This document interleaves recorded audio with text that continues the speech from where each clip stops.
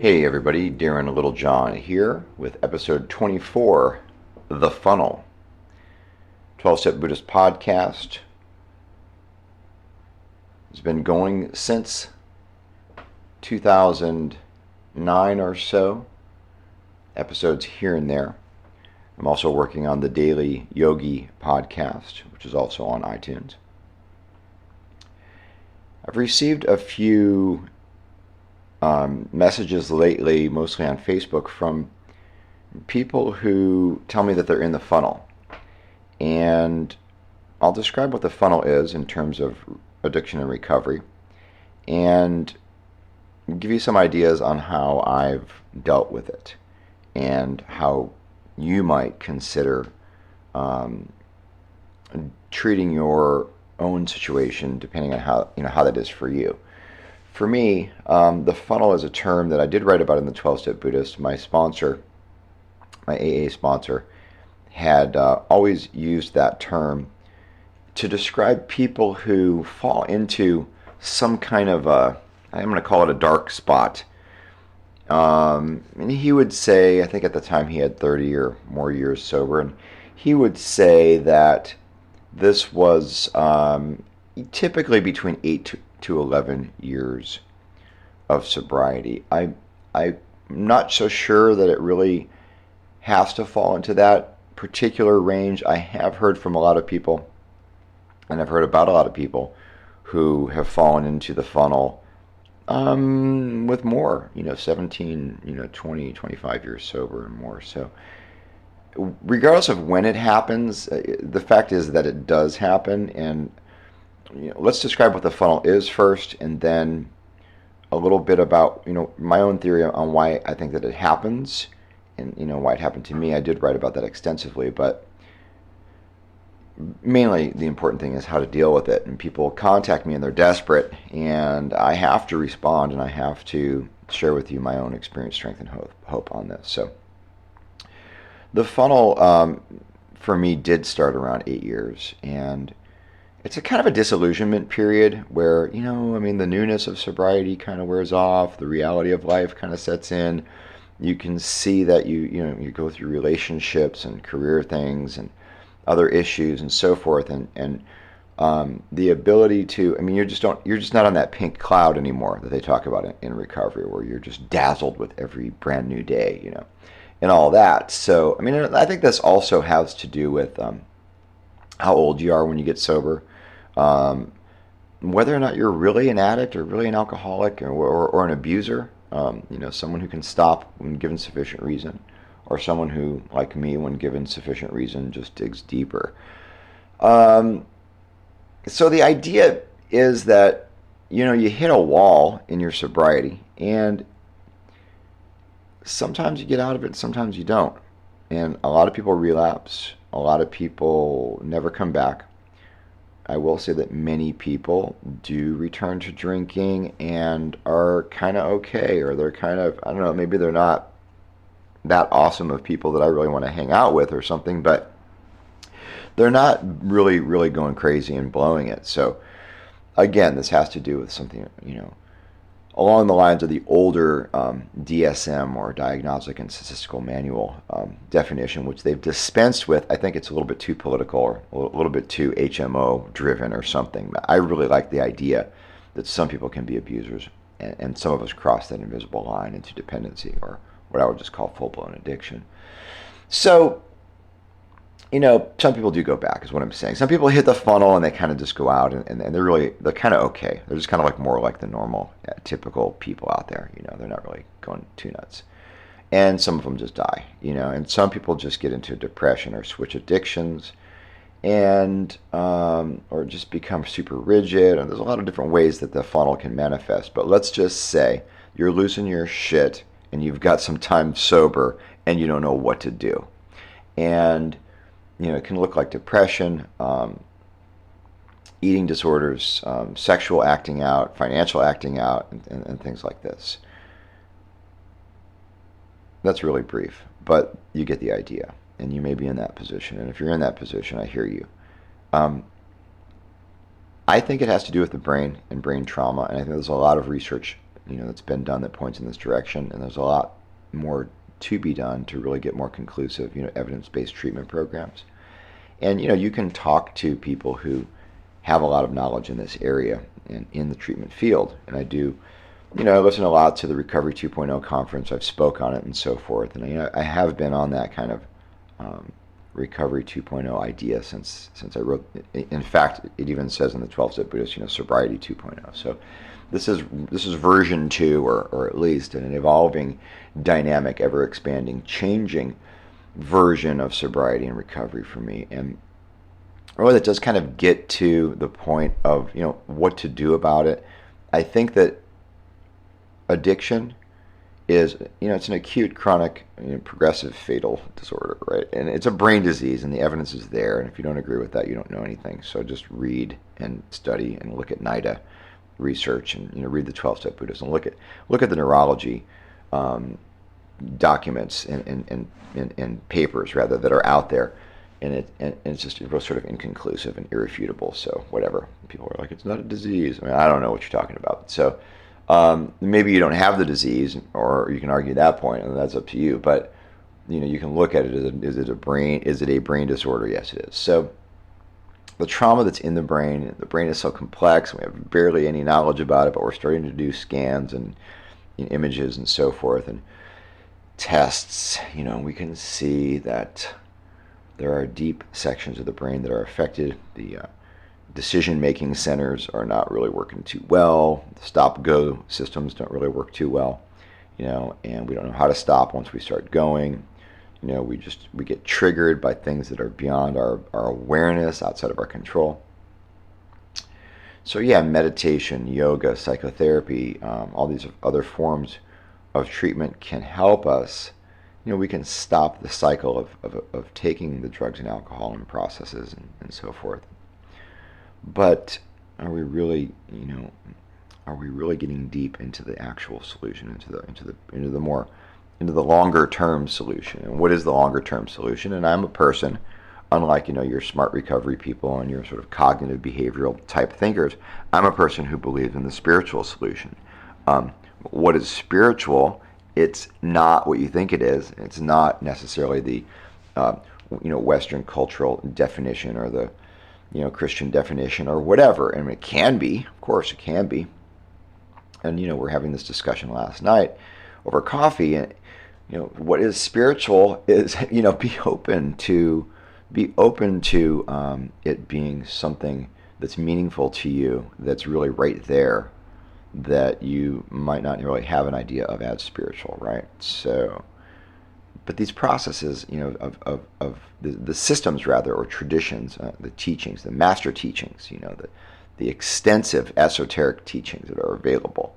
If you want to read, and if you want to go to teachings, and if you want to listen to other people who've been on the path, they don't necessarily have to have be from the Himalayas, but these teachings come from India and the deep Himalayan yogis, and they're out there in caves, in transcendental states, and coming back and speaking in tongues while other people write it down, and coming up with practices and methods and so forth. I mean, there's a lot of it out there. And yoga is one thing. The Vedantas, the Upanishads, the different Buddhist systems of yoga, indigenous shaman traditions all over the world. Every culture has something like this. So there's something there for you.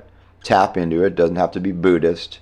Doesn't have to be your higher power, as they talk about it in AA, or anywhere else. So be open. That's your number one thing, to get out of the funnel and start to explore, and start to learn to meditate and get quiet, and find a form of meditation, a group of people that you can relate to. And we start to get into the deeper traumas of the brain, the recesses of the brain, by accessing the body, by accessing, the physical experience is connected to the energetic experience, and the energetic experience is connected to the mental experience. And it's all an integrated whole, but, we live as fragmented basket cases most of the time, right? I mean, we look sane. If you look out into the world, we look sane, or do we? I mean, my street's relatively stable right now. There are no bombs going off. People are jogging by, walking their dogs. It's sunny San Diego. It looks fine. But let's pull the macro lens out and look at the whole world, the whole culture. Look at the immeasurable amounts of suffering that is going on, and that sure, we've built ourselves a safe little castle behind the walls, in some respects, right? Figuratively or literally. But what's really happening beneath the surface, and what's really happening with people, the deep embedded trauma in the psyche of beings, of all beings, is what the Buddha tried to address. All systems of yoga address it in one aspect, dimension, or another. And this gets into the root of the problem, really. And your talk therapy can only get you so deep. I mean, I did it. Man, I just finished 12 years of it before I moved down to San Diego. 12 years with one guy. He's a psychiatrist. We did a lot of spiritual counseling, but he wasn't spiritual. I mean, we just talked. He listened, and we reflect and so forth. And it's good to have that base. However, there's only so much you can do. I mean, I've gone to the masters. I've sought them out. I've gone to them and I've asked them the questions. I've interviewed tons of people, and the question is usually the same. Like, what do I do about this main problem that I have, and so forth. And really, the bottom line is, like the Buddha said, like my teacher always conveys to us. The Buddha said, I can just show you the path. It's up to you to do the work. So the real work is really individual, but we do it together in groups. But ultimately, the bottom line is that it's up to us to do the work. What is the work? The work is to understand who we are, understand what our real nature is, and understand what our real essence is. And when I say real, I mean not delusional. When I say real, I mean free and interconnected. And it's not some bullshit bliss state, and it's not some fake sort of, oh, I'm so spiritual kind of idea. And you can listen to my previous episodes on spiritual bypassing and so forth, and I'm writing about that in my newer works as I go. Particularly, most recently on the dailyyogi.com and so forth. But in terms of the 12-step Buddhist podcast, and this one being about the 12 steps, about addiction, about recovery, about the funnel, and just currently what's happening in the state of knowledge about all these things. I believe that the work that I do in my own recovery is at the edge of this. And there are other people nowadays, starting to talk like this in the treatment field and elsewhere. But if you go to a 12-step meeting, if you go to a treatment center, if you meet people in recovery, you can see that just getting sober and staying sober through the day is hard enough. Staying clean and functioning and taking care of daily life is more than a lot of people can really manage. And I certainly have had my limitations in these areas, But when you're sober a while and you hit that wall, whenever it is, what do?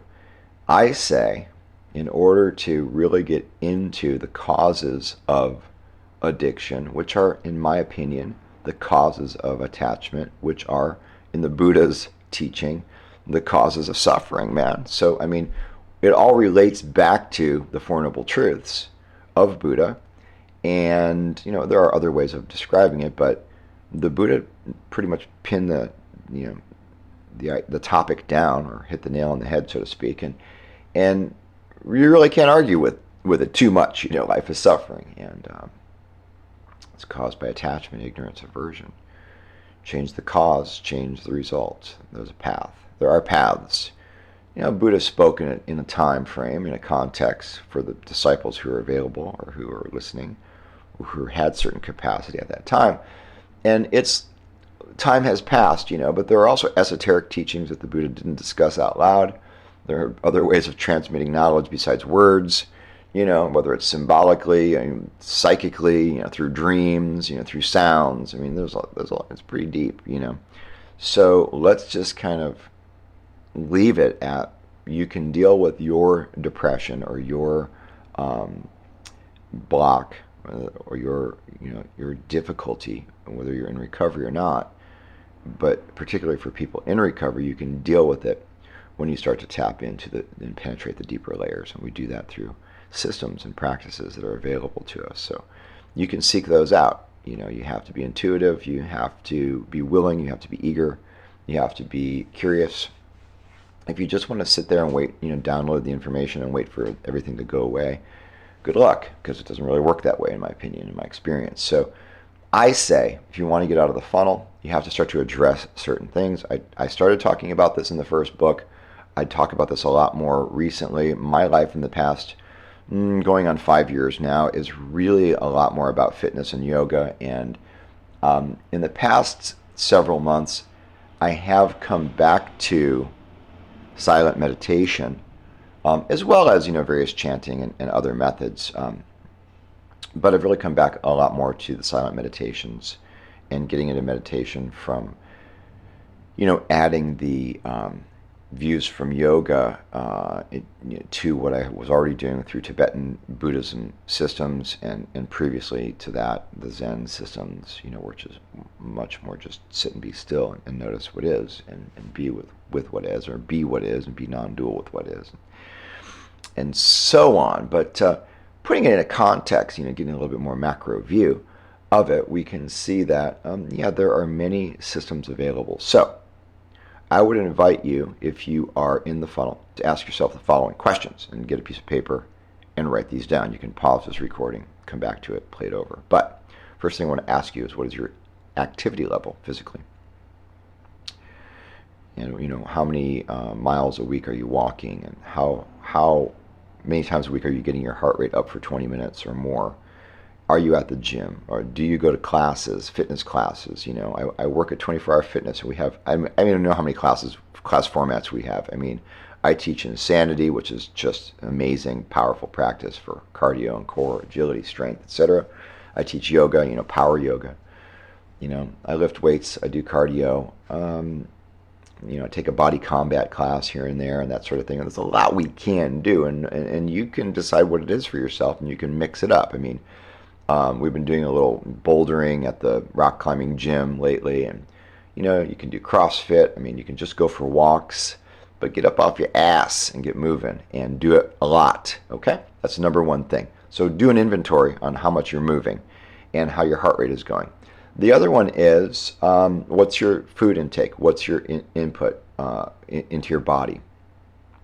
Sugar, caffeine, nicotine. I drink coffee. It's I think coffee's got a lot of great benefits, but people disagree. But you can find a lot of good research that supports good coffee has got a lot of benefits. But I'm not getting jacked up and staying high on it, and I'm not pumping down rock stars and monster drinks and all that kind of crap. So trying to just be cognizant, just be mindful, like, why am I eating this? When you pick up the cookie or whatever it is, when you eat something, ask yourself, am I eating this for emotional reasons, or am I eating this for nutritional reasons? And am I willing to eat things that I don't think taste that fantastic, that aren't based on salt, sugar, and fat right now, to try to eat something more healthy? So I try a green smoothie. Try to look into nutrition, get nutritional counseling, read some books. If you want ideas on books, I will give you referrals, and I've got a ton of them.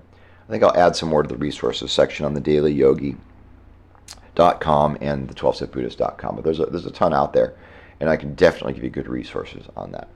So we've got the physical, we've got the nutrition intake, and at the very least, we've got to have some silent meditation practice going on.